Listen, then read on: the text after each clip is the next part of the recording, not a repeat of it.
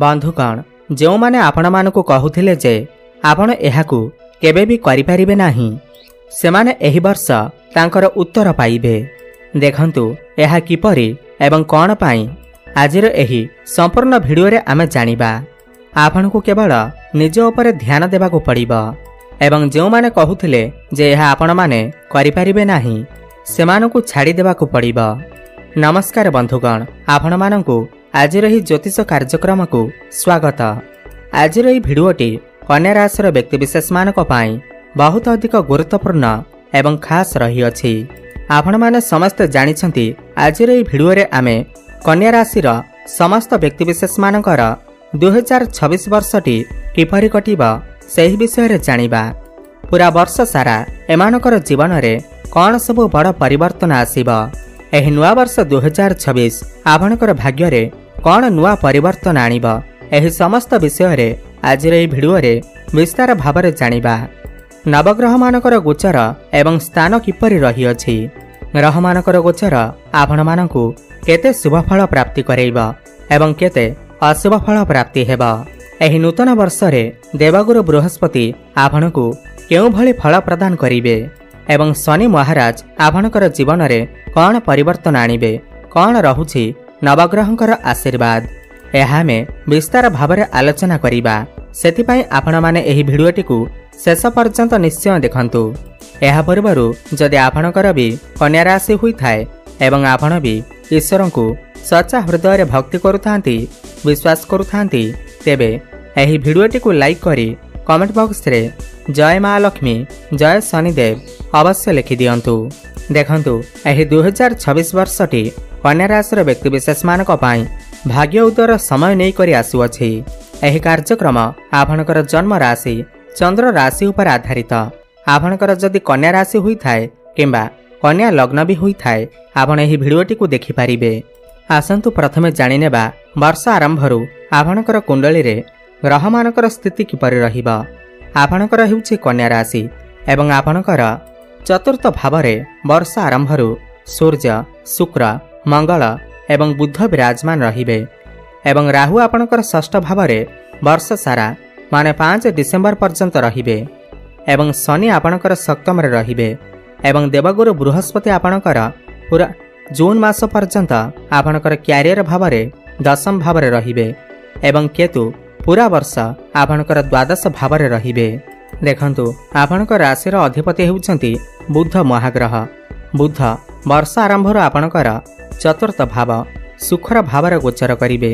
एहा परे 20 रु 22 दिन मध्यरे आपणकर पंचम भाव को चालन करिवे माने जनवरी रु नै करी फेब्रुआरी लास्ट पर्यंत आपण आपणकर शिक्षा क्षेत्र रे बहुत बड़ उन्नति करबा को जाउछंती। प्रथमे आमे शिक्षा क्षेत्र विषय रे जानि नेबा। एहा परे आपणकर स्वास्थ्य क्यारियर व्यापार वाणिज्य प्रेम जीवन वैवाहिक जीवन किपरि रहिबा एहा विषय रे विस्तार भाबरे आलोचना करिबा। एही वर्ष 2026 रे आपण जते आपणकर पाठपढ़ा रे किछि बड़ डिसिजन नेबा को चाहुछंती नूतन कॉलेज रे एडमिशन नेबा को योजना करिसंती ताहले एही वर्ष ताकू कार्यकारी करंतु त्वरान्वित करंतु निश्चिंत भाबरे शुभ फल प्राप्ति हेबा।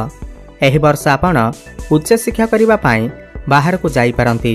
खास करी जनवरी मास परे आपण उच्च शिक्षा करिबा पाई कोनसी बाहर को यात्रा करि पारंती कोनसी नूतन स्थान रे एडमिशन नै पारंती मनपसंदर कॉलेज रे एडमिशन होई पारे काहेकिना एही वर्ष बृहस्पति आपणकर वर्ष आरंभरु आपणकर क्यारियर भाव दशम भावरे गोचर करिवे।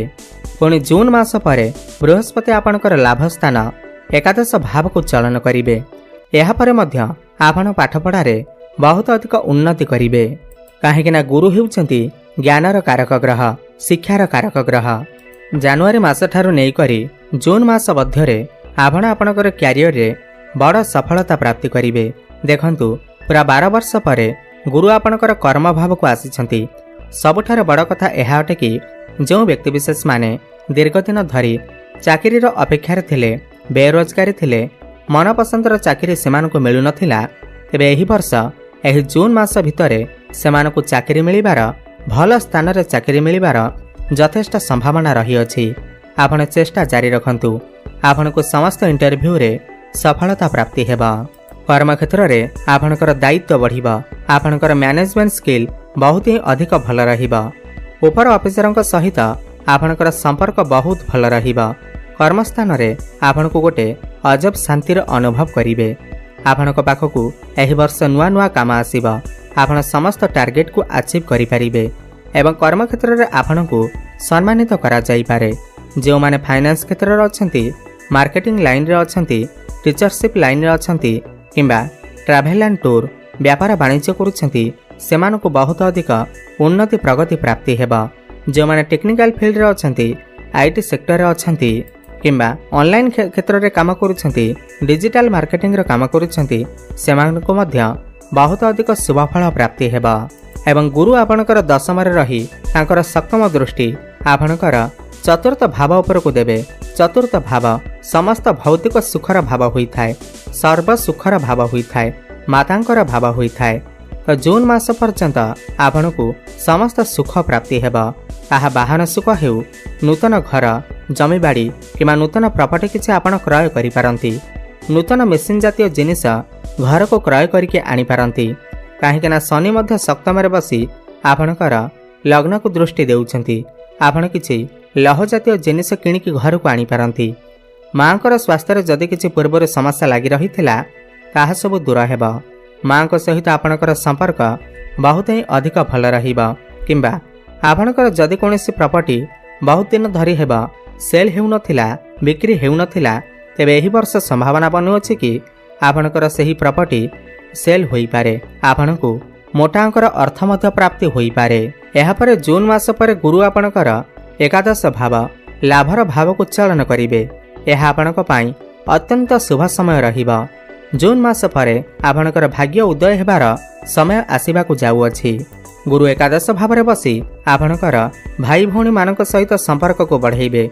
एकादश भाव लाभर भाव होइथाय, आयर भाव होइथाय, इच्छा अभिलाषर भाव होइथाय। एही वर्ष आपणकर समस्त इच्छा अभिलाष मध्य पूर्ण हेबा। दीर्घ दिन धरी आपणकर मनरे जेउ मनस्कामना रहिथिला ताहा पूर्ण होई पार नथिला, ताहा एही वर्ष पूर्ण हेबाकू जाउअछि। एही वर्ष आपणकर आय रे मध्य वृद्धि देखिबाकू मिलिबा। व्यय अपेक्षा आपणकर आय अधिक रहिबा एवं आपणकर जेउ बेकारिया खर्च होई जाउथिला, अजधारे आपणकर लॉस हेउथिला, खर्च होई जाउथिला, तेबे सेथिरे मध्य सुधार आसीबा। एही वर्ष आपण पैसा संचय करिबा आरंभ करिवे। आपणकर बैंक बैलेंस मध्य बढ़िबा, डेली इनकम मध्य बढ़िबा एवं गुरुंकर सप्तम दृष्टि सीधा आपणकर पंचम भाव उपर पड़िबा।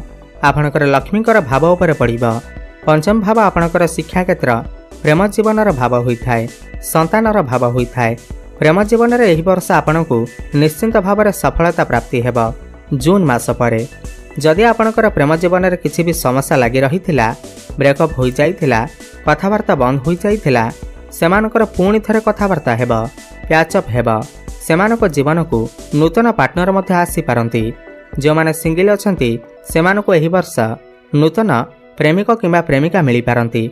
नूतन संपर्क स्थापन होई पारे। एही वर्ष आपणकर भल पाइबा विवाहर रूप मध्य नहीं पारे। काहेकि ना गुरुंकर दृष्टि नवम दृष्टि आपणकर सप्तम भाव उपर को रहुअछि एवं शनि मध्य आपणकर सप्तम रे अछंती। एही वर्ष आपणकर विवाह हेबार बहुत ही अधिक संभावना रहिअछि। जो पिलामानकर विवाह बयस होई जाइछि, दीर्घ दिन धरी सेमानकर विवाह होई नथिला, विवाह आसुथिला किंतु भांगी जाउथिला, किंतु एही वर्ष एमिति किछि संभावना बनुअछि कि एही वर्ष आपणकर घर को विवाह प्रस्ताव मान आसीबा एवं ताहा पुणी फाइनाल मध्य हेबा। एही वर्ष सुनिश्चित आपणकर विवाह हेबार जोग बनुअछि एवं जो दंपति माने दीर्घ दिन धरी हेला संतानर आशारे थिले, संतान सुखरे वंचित थिले, एही वर्ष सेमानकु संतान सुख अवश्य प्राप्ति हेबा। जून मास परे जून नै करे डिसेंबर मास मध्यरे आपणको निश्चित भावरे संतान सुख प्राप्ति हेबा। आपण चेष्टा जारी रखंतु। किंबा आपणकर जदि संतान अछंती तो संतानक ठारू आपणको किछि खुशी खबर मध्य प्राप्ति हेबा। संतानक द्वारा आपणको सम्मानित करा जाई पारे। आ गोटे कथा, जनवरी 14 रु नै करी फेब्रुआरी 15 पर्यंत सूर्य आपणकर पंचम भाव रे रहिबे। एही समय रे आपणकर प्रेम जीवन रे टिके तिक्तता देखा देई पारे। आपणकर जे भी पार्टनर अछंती तांक भितरे क्रोध देखा देई पारे, जिद्दीपण देखा देई पारे। सेथिपाई जेतेबेले बृहस्पति आपणकर 2 जून परे एकादश भाव को जिबे, एहा परे आपणकर प्रेम जीवन शिक्षा क्षेत्र बहुत ही अधिक भल रहिबा। देखंतु आउ गोटे बड़ कथा हेउछि पूरा वर्ष सारा राहु आपणकर षष्ठ भाव चलन करिवे। डिसेम्बर 5 तारिख पर्यंत राहु आपणकर षष्ठ रे एवं केतु आपणकर द्वादश भाव चलन करिवे एवं शास्त्र मतरे राहु को षष्ठ भाव सर्वश्रेष्ठ प्रदान करिथांती। राहु को षष्ठ भाव बहुत ही अधिक उत्तम माना जाइथाए। एहि वर्ष आपण बहुत ही अधिक स्पिरिचुअल आड़ को गति करिवे, आध्यात्मिकता आड़ को गति करिवे। आपण कोनोसी धार्मिक स्थान को मध्य यात्रा करंती, कारण केतु हेउछंती धर्मर कारक ग्रह, स्पिरिचुअल रो कारक ग्रह, मोक्षर कारक ग्रह। तो केतु आपणकर द्वादश भाव रहिबे। आपण कोनोसी धार्मिक स्थान को दूर स्थान को मध्य यात्रा करि पारंती। आपण जदि एहि वर्ष बहुत ही अधिक मंदिर थिबा स्थान को भ्रमण करूछंती, दूर स्थान को यात्रा करूछंती, कोनोसी धार्मिक स्थान को यात्रा करूछंती, तो केतु आपणकर द्वादश भाव बहुत ही अधिक शुभ फल देबे। एवं राहु आपणकर षष्ठ रे रही आपण जदि क्रीड़ा जोग किंबा कोनोसी कंपिटिशन रे भाग नेउछंती, प्रतियोगितामूलक परीक्षा रे आपण को निश्चिंत भाव सफलता प्राप्ति हेबा। आपण जदि एहि वर्ष कोनोसी फिजिकल कंपिटिशन रे भाग नेउछंती, क्रिकेट फुटबॉल इत्यादि खेलुछंती, आपणकर शुभ समय आसी जाई अछि।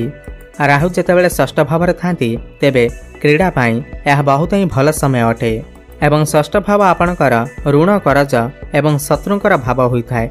आपण जदि पूर्वरु ऋण करज रे फसी रहिछंती, कोनोसी शत्रु माने आपणको हैरान करूछंती, आपणकर किछि क्षति करिबा को चाहुछंती, तेबे एही 2026 मसिया रे समस्त शत्रु मानकर दमन हेबा एवं समस्त ऋण करजरु आपणको मुक्ति मिलिबा।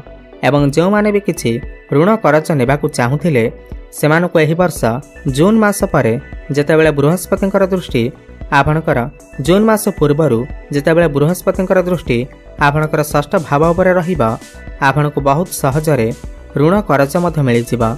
आपण जदि पाठपढ़ा पई लोन नेबाकू चाहुचंती, व्यापार वाणिज्य पई लोन नेबाकू चाहुचंती, आपणकु बहुत सहजरे लोन मध्य मिलिजिबा एवं समस्त स्वास्थ्यगत समस्या मध्य मुक्ति मिलिबा। एबे कथा हेबा सबुठार गुरुत्वपूर्ण कथा एही 2026 वर्ष रे आपणकर भाग्य किपरि रहिबा, व्यापार वाणिज्य किपरि रहिबा। काहेकिना समस्त क्षेत्र रे भाग्यर साथ मिलिबा बहुत ही जरूरी होइथाय। आपण जेते कठिन परिश्रम कले मध्य भाग्यर साथ न मिलिले आपणको कोनोसी क्षेत्र रे सफलता मिलि पारि न थाए। कोउठी ना कोउठी भाग्यर साथ मिलिबा निहाती आवश्यक होइथाय। देखंतु नवम भावरु आपणकर भाग्यर भाव विचार करा जाइथाय। आपणकर राशि पई नवम भावर अधिपति हेउचंती शुक्र। शुक्र वर्ष आरंभरु आपणकर चतुर्थ रे रहिबे। पुणी फेब्रुआरी मास आडकू आपणकर पंचम भावरे लक्ष्मीकर भावरे चलन करिवे। एही वर्ष आरंभरु आपणकर भाग्य बहुत ही भल अछि, किंतु शनिकर दृष्टि भाग्य भाव पर रहुथिबारु भाग्य रे किछिटा विलंब होई पारे, किंतु सफलता आपनको निश्चिंत भाव में मिलिबा। जून मास पर बृहस्पति जेतेबेले आपणकर एकादश भाव को चलन करिवे, एहा परे आपणकर भाग्य बहुत ही अधिक फल रहिबा। समस्त क्षेत्र रे भाग्य आपणकर साथ देबा। आपण जो भी कर्म रे हाथ देबे सेथिरे आपनको सफलता अवश्य प्राप्ति हेबा। जून मास परे आपण एही वर्ष किछि बड़ कार्यर आरंभ करि पारंती। बड़ पुंजीनिवेश करी भविष्यत रे बहुत भल लाभान्वित मध्य होई पारंती। आपण कोनोसी धार्मिक स्थान को यात्रा करिबा सहित पौत्रिक संपत्तिर मध्य आपनको लाभ किछि मिलिबा। पितांक सहित आपणकर संपर्क बहुत ही भल रहिबा एवं आपणकर जो भी कार्य अटकी रहितिला सेही कार्य पुणी थरे एही वर्ष चालू हेबाकू लागिबा। एवं जो माने शेयर मार्केट, स्टॉक मार्केट एवं ट्रेडिंग रे काम करूछंती सेमानक पाई जून मास परर समय अत्यंत शुभ अटे। सेमानकू आकस्मिक धन मध्य प्राप्ति हेबा। व्यापार वाणिज्यर कथा हेबा जदि व्यापार वाणिज्यर घरे आपणकर शनि विराजमान अछंती। पूरा वर्ष आपणकर व्यापार वाणिज्य रे बहुत ही अधिक उन्नति प्रगति करिवे। काहेकिना व्यापार वाणिज्य भावर अधिपति बृहस्पति पूरा वर्ष आपणक पाई शुभ स्थान रे गोचर करिवे। वर्षर प्रथम 6 मास आपणकर दशम भाव रे रहिबे। एहा परे आपणकर एकादश भाव रे रहिबे। तो व्यापार वाणिज्य रे एही वर्ष बहुत ही अधिक सफलता प्राप्ति हेबा। जून मास परे आपण किछि नूतन व्यापार आरंभ करि पारंती। आपणकर ग्राहक बढ़ी पारंती। डेली इनकम आपणकर बढ़ी पारे किंबा आपण किछि पार्टनरशिप रे मध्य व्यापार वाणिज्य आरंभ करि पारंती। एहा सहित आपण जदि आपणकर चाकरी रे किछि परिवर्तन करिबाकू चाहुचंती ताहेले एप्रिल 14 तारिख परे आपण निश्चिंत भाव में करंतु। आपणकु भल स्थान चाकरी मध्य प्राप्ति होइजिब, प्रमोशन मध्य आपणकर होइजिब। मोटामोटी देखिबाकू गले एही वर्ष आपणकु बहुत अधिक धन प्राप्ति हेब। आर्थिक उन्नतिर वर्ष अटे, भाग्य उन्नतिर वर्ष अटे। तो एही वर्ष कन्या राशि व्यक्तिविशेष मानक पाए बहुत ही अधिक भल रहिबा। जदि आमे उपाय विषय कथा हेबा, एही वर्ष आपण प्रत्येक दिन हनुमान चालीसार पाठ करंतु। प्रत्येक बुधवार दिन गोमाता को निज हाथ में सबुज चारा खाइबाकू दियंतु एवं बुद्धंकर बीज मंत्र जप प्रत्येक दिन करंतु। ओम ब्रांग ब्रेंग ब्रंग सह बुद्धाय नमः एवं प्रभु गणेशंकर आराधना करंतु। शुभ फल प्राप्ति हेब। यह सहित प्रत्येक दिन प्रातः समय सूर्य को जलार्घ्य अर्पण करंतु। शुभ फल प्राप्ति हेबा सहित आपणकर भाग्य रे उन्नति आसीबा। धन्यवाद।